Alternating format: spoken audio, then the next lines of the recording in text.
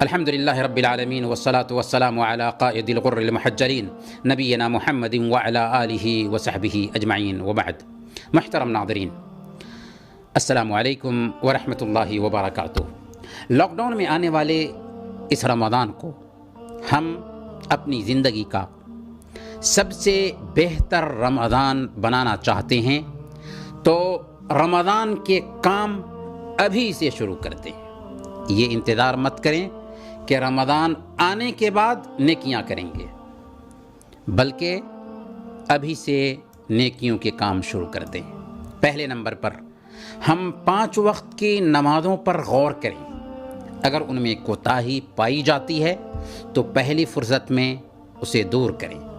فجر کی نماز میں کوتاہی ہو رہی ہے، سنتوں میں کوتاہی ہو رہی ہے، وتر کی نماز میں کوتاہی ہو رہی ہے، تو خود سے عہد کر لیں کہ آئندہ انشاءاللہ کوتاہی نہیں ہوگی۔ دوسرے نمبر پر اگر ہمارے پچھلے رمضان کے روزے چھوٹ گئے تھے اور ابھی تک ان کی قضا نہ کر سکے ہیں تو رمضان کے آنے سے پہلے ان کی قضا کر لیں۔ اگر ہمارے روزے قضا نہیں ہوئے ہیں پھر بھی شعبان کا یہ مہینہ کثرت سے روزہ رکھنے کا مہینہ ہے، اس لیے اس مہینے میں کثرت سے روزہ رکھیں۔ یہ استقبال رمضان کے لیے اچھی ٹریننگ ہوگی۔ تیسرے نمبر پر ہم اپنی آمدنی کا جائزہ لیں، آمدنی کا حساب کریں۔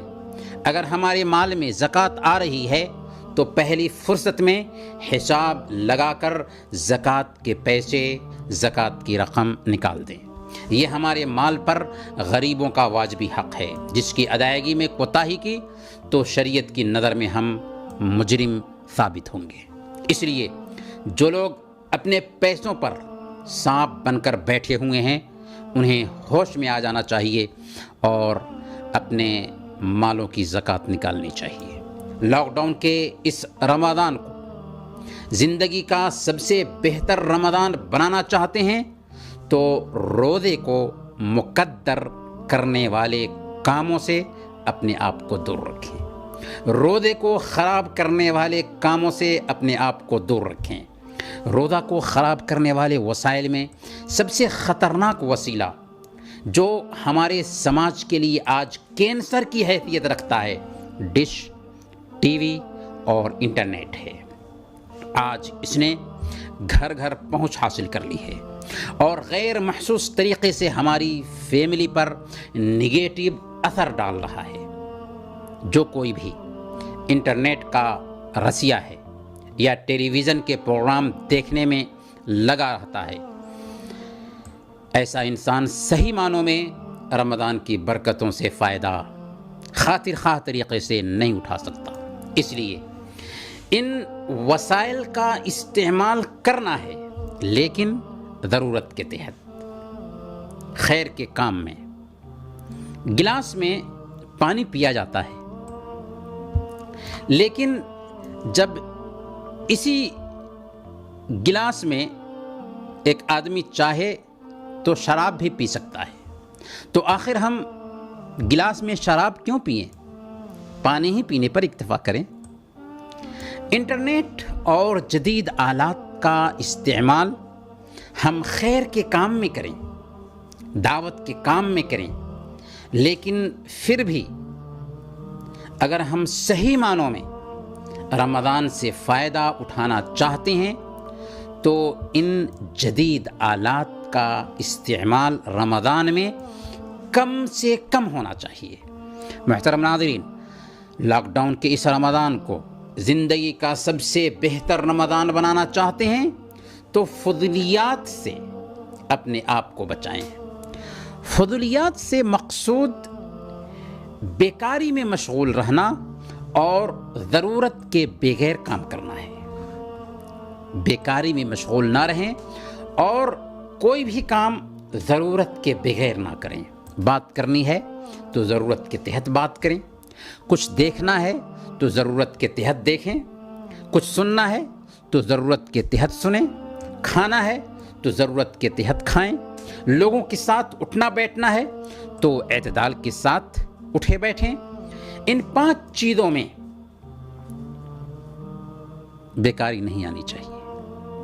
ضرورت سے زیادہ اگر بات کی، ضرورت سے زیادہ اگر دیکھا، ضرورت سے زیادہ اگر سنا، ضرورت سے زیادہ اگر کھایا اور ضرورت سے زیادہ اگر صحبت اختیار کی تو کسی صورت میں ہم رمضان کی برکتوں سے صحیح معنوں میں فائدہ نہیں اٹھا سکتے۔ اس لیے ہمیں آنکھ کو بھی روزہ رکھوانا ہے، ہمیں کان کو بھی روزہ رکھوانا ہے، ہمیں زبان کو بھی روزہ رکھوانا ہے، ہمیں پیٹ کو بھی روزہ رکھوانا ہے اور اپنے دل کو بھی روزہ رکھوانا ہے۔ تب جا کر ہم صحیح معنوں میں رمضان کی برکتوں سے صحیح طریقے سے فیض یاب ہو سکیں گے۔ 10واں اور آخری پوائنٹ ہوگا خواتین کے لیے۔ خواتین اپنے مخصوص ایام بھی رمضان میں عبادت کے اندر گزاریں۔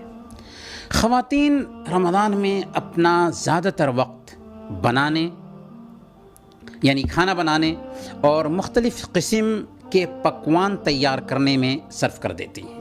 حالانکہ اس وقت کو بھی نیکی کے کام میں لگایا جا سکتا تھا۔ عورتیں اس حالت میں ذکر کا اہتمام کر سکتی ہیں، قرآن کی تلاوت کر سکتی ہیں، کھانا بھی بنائیں گی اور ذکر بھی کرتی رہیں گی۔ پھر کھانا تیار کرتے وقت اگر نیت میں اخلاص ہو تو اس کے اندر بھی اجر ہی اجر ہے۔ اسی طرح کچھ بہنیں جب اپنے مخصوص دنوں میں ہوتی ہیں تو یہ سمجھتی ہیں کہ ہم ہر خیر سے محروم کر دیے گئے ہیں۔ بات ایسی نہیں ہے۔ وہ سمجھتی ہیں کہ عبادت کا کوئی کام کر ہی نہیں سکتی، حالانکہ یہ بہت بڑی غلط فہمی ہے۔ ٹھیک ہے، وہ نماز نہیں پڑھ سکتی ہیں، روزے نہیں رکھ سکتی ہیں، لیکن اس بات سے کس نے روکا ہے کہ وہ ذکر نہ کریں، توبہ اور استغفار نہ کریں، دعا نہ کریں؟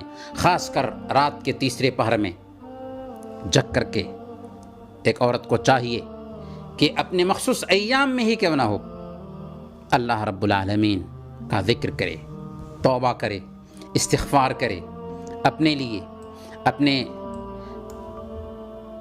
گھر کے افراد کے لیے، اپنے والدین کے لیے، اپنے شوہر کے لیے اور اپنے بچوں کے لیے اور عام مسلمانوں کے لیے زیادہ سے زیادہ دعا کرے۔ محترم ناظرین، ہم نے 4 ایپیسوڈ میں 10 اہم نکات آپ کی خدمت میں رکھے ہیں، جنہیں اگر ہم نے پورے طور پر عزم کے ساتھ اپنے پریکٹیکل لائف میں جگہ دی تو انشاءاللہ لاک ڈاؤن میں آنے والا ہمارا یہ رمضان زندگی کا سب سے بہتر رمضان بن سکتا ہے۔ بس ضرورت ہے کہ ہم عزم کے ساتھ، حوصلے کے ساتھ، پلاننگ کے ساتھ، منصوبہ بندی کے ساتھ ان اہم پوائنٹس کو اپنی زندگی میں اتارنے کی کوشش کریں۔ اللہ تعالیٰ سے دعا ہے کہ اللہ تعالیٰ ہم سب کو اس کی توفیق عطا فرمائے۔ وصلی اللہ علی نبینا محمد وعلی آلہ وصحبہ اجمعین۔